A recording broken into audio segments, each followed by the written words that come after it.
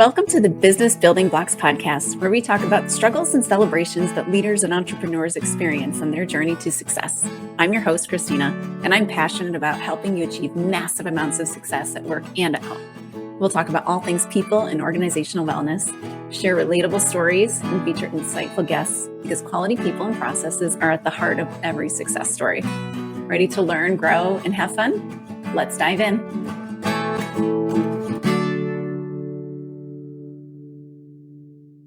Hello and welcome to the Business Building Blocks podcast. I'm your host, Kristina Schmitt. Have you ever felt like leadership just feels hard? That, why do I have to get up every single day and deal with this people problem? And they're going to come at me with everything that went wrong and I'm going to have to fix it. And I have to hold it all. And I'm never get anything done. Like just this whole feeling of it feels so much harder than it should. If you've ever felt this way, listen up. We're going to get into why you feel this way, why it feels so hard, and what you're going to do about it.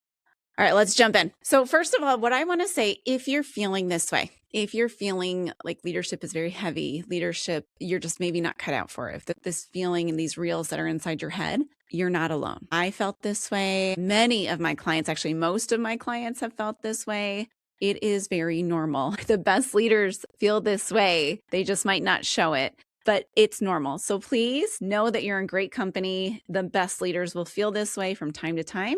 And you know why? Because sometimes leadership is hard, because leadership involves more than just knowing all the right answers. You're dealing with people. And in my world, when I come from working with a ton of engineers, we like machines because there's no emotions involved. There are emotions involved. There are thought processes involved. There are wounds from the past involved. And that is going to make it that much more difficult when you're really trying to lead well, when you think that you're trying to put your best foot forward and you're not just dealing with you and your emotions and your background and your history and everything going on and stress levels, you're dealing with everybody else's as well. And it makes it feel a little bit uphill from time to time. So this is normal. You are not alone and it's okay. And we can help. We can work through this. So the reason it feels hard is a bit of a layer effect, we'll say. Leaders have layers. So if you can name the movie I'm alluding to, Leaders Have Layers, Donkey. I'll give you a little hint there. Shoot me a message if you caught the reference. If you're a kid in the 90s, maybe you might know. All right. So there are layers. I digress. There are layers to it. So the first layer I want to talk about is your working genius, because we are all wired differently. And we've talked about this several times, but you're not wired the same as really anyone else in your organization. And you're not even wired the same as somebody who has the same two geniuses as you, or even the same 6 letters in the same order as you. You're not wired the same. So there are going to be parts of this that feel wonderful, that feel energizing, that feel really good to do. And you're like, yeah, I'm good at this. And then there's going to feel other parts that you avoid them. You don't like doing them. They cause you anxiety, like any of that. And that's okay. But understanding which is which can be such a freeing, getting rid of guilt sort of feeling, because when you understand how you're wired, you understand it's not a character flaw that you're struggling with this. It just is. And when you can understand that, now you can do something with it. Because if you get stuck into the, oh gosh, I'm terrible at this and I should be good at this and I'm awful, now you're stuck in this shame cycle. And when we get stuck in shame, we can't learn, we can't grow, and we literally just stay stuck. And that's that victim mentality thing that you hear about. We can all fall into it from time to time. Like we'll get the mentality around it because we get stuck in a shame. We get stuck in a spot that we're not willing or able to get out of at that point. And sometimes it's because we think we should be good at something. We think this should be easy. And the fact is there will be parts of your job that will always be hard. And it might be easy to somebody else, but it's hard for you. And that's okay. You just have to figure out what those are and create a system around it. So that system may be to delegate it. The system may be to get other support. The system may be around your scheduling and how you do it. You've got to figure out what those things are and how you need to deal with it because they need to be dealt with. So that's the working genius portion of this layer. All right, layer number 2 is comparison. All right. Comparison can be the death of all of us. And believe me, I say this because I do it. I say this because I need to hear it too. When we look at what others are doing and how others are doing it, that is not helpful. It can be helpful in a benchmarking sort of stance. But when we start to say, maybe I should do that too. And why am I not doing it? Why is it not working for me the way it's working for them? That's not helpful. That's that getting stuck again in kind of this cycle. So first, working genes, understanding where you're wired. The second one is this comparison trap, right? When we start comparing ourselves to others and how they're succeeding, that just gets us more stuck. And the reality is it doesn't help. And so I'm going to take a line from one of my favorite people, Laura Rowland: notice what you notice and leave the rest. So if you're out benchmarking or just kind of checking out what other people are doing in your area or other leaders are doing, fine. Notice what you notice, but then leave it. Okay. If you're going to notice something that this aligns with what I want to do, then take it, rob and deploy, make sure it works for you, but don't just do it because they're successful. They're doing this. I must do it. That's not going to work. And it's going to get in your way and keep you stuck. All right. And then this layer 3, when we start comparing ourselves to others, we start feeling like a fake and a fraud. And you can call this imposter syndrome or whatever you want to call it, but we start feeling like we're faking it. And I'm going to put 2 nuances to this, right? So when you feel like you're faking it and this imposter syndrome feeling, you feel like someone's going to figure it out. Someone's going to know I don't know what I'm doing. And again, not helpful to be stuck into that. Now, the other side, and where we can use this faking it to our advantage, is that sometimes we need to fake it. Okay. So this layer can get it can be helpful and hurtful at the same time. So I've talked numerous times at nauseum, we'll say, on the thoughts, feelings, behaviors, results wheel that exists. So when we're trying to get somewhere, when we're trying to change, we can only attack it either at a thought level or a behavior level. Usually we'll have to attack it at both, but sometimes you have to fake it. So sometimes you have to pretend you're confident. And then once you start pretending you're confident, you will actually start to notice that you become confident. It's kind of like people say if you're in a crappy mood to smile. And if you just fake smile, you will actually start to real smile after a little while, because there is something in the way that doing it triggers the muscles and triggers things in your brain that make you just actually want to smile. Sometimes the faking it will help you make it.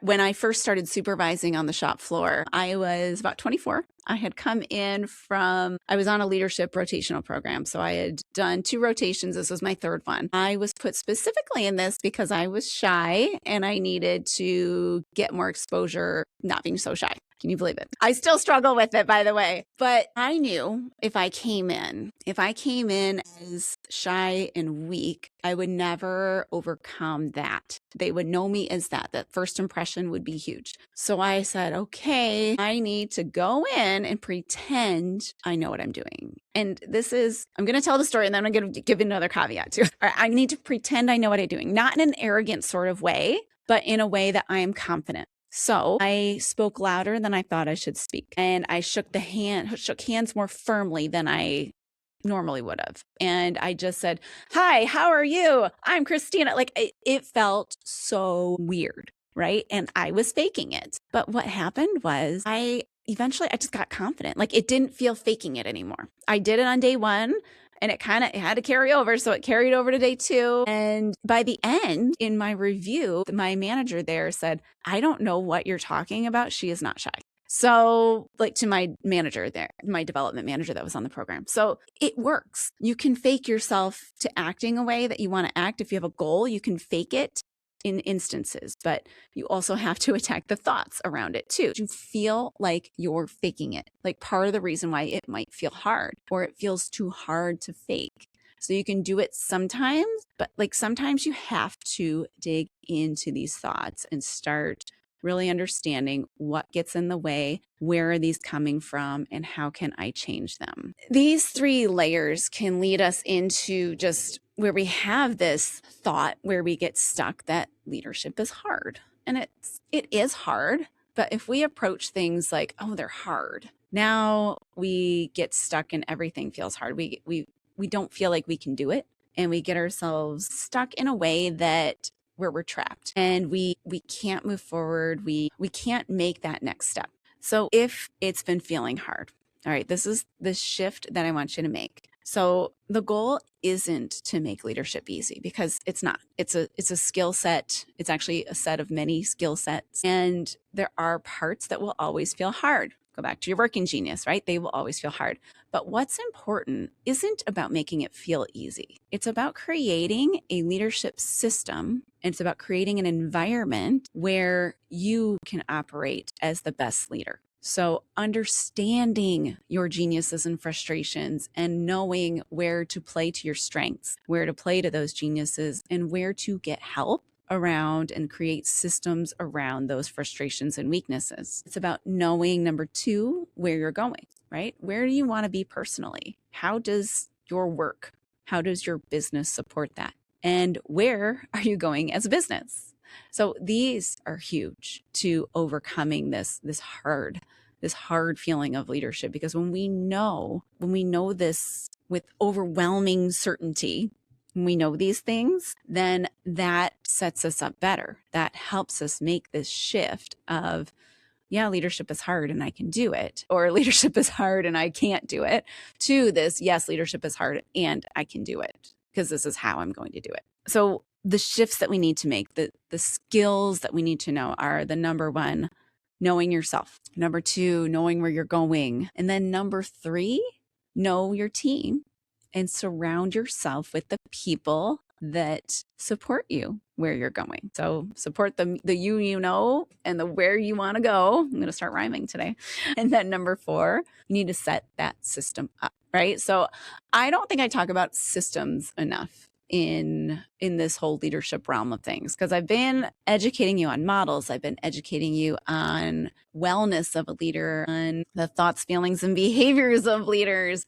But the reality is, and I've touched on it with some of the strategy things, but the reality is you have to create systems around your leadership, or a leadership system. And this is the part that once you understand the first three things, creating that system is what makes it sustainable. It's what makes it translatable and transferable, so that if you're looking to grow out of your company someday, like sell it because you want to do something new, sell it because you want to retire, sell it because whatever you want to, I don't know. If you want to get out of it, you need the system. You need the system there. And there is a leadership system that you need to create, which includes communication structures. How do you know what you're going to know? When are you going to talk about? How are you going to get these updates? Because it's about your time too, right? You need to get your time back. You can't spend every minute in every meeting.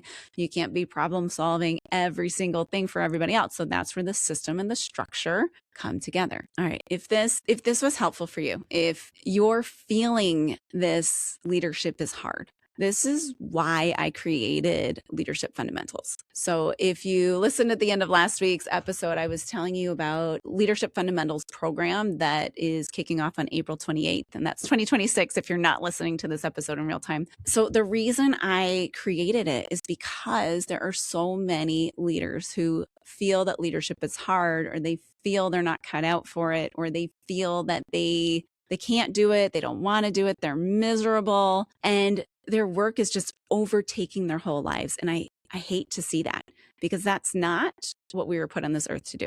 This is why I created Leadership Fundamentals, to help leaders understand who they are, learn some skills for getting that to translate into where they're going, into who's surrounding them, and to create a system that works for them so that they can run their business efficiently. Then they have time. So they're growing. They have time to develop their team. They have time to retire partway, or to be part of their family life and volunteer and do all these other things that they kind of thought they might be doing as business owners, but they're really not doing anything at all, because they're tied to this job that they've created themselves. So that is why I designed it. If this is something, if you're feeling this way, reach out to me, talk to me, jump on my website. The link will be in the show notes. Get in this program, because it's your freedom ticket. It is this thing that's going to help you go from a slave to your work, a slave to your business, to having a system that works for you, to run your business with your team.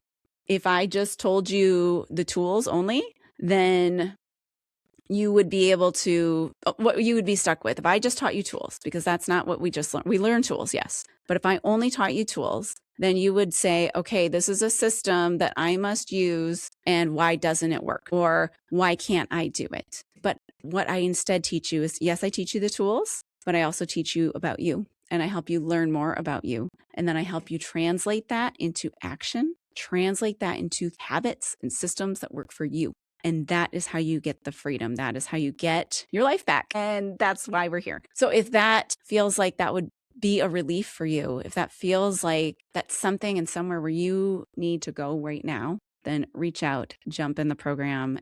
We've got one more week. I've got a couple spots left and I don't want you to miss them. So get on in there. And if you haven't noticed, this is episode 99. As we're wrapping it up today, I want you to ask yourself, I want you to just sit with a few questions. So if leadership's been feeling hard, if you've been second guessing yourself, if you've been wondering why some people can do it so well and it comes so naturally to them, but it just doesn't seem to fit for you. It's not because you're not capable. It's not because you're not good at it. It's not because you can't do it. It's because you're at a point. You're at a point where you need to make a shift, where you need to do something a little bit more than you've been doing. You need to change how you lead. So you have a choice. You can stay where you're at. You can continue to try to figure this out, try to fit yourself into the square peg, right? That put your square self into the round hole, whatever the saying is, I don't say it right, but you can keep trying to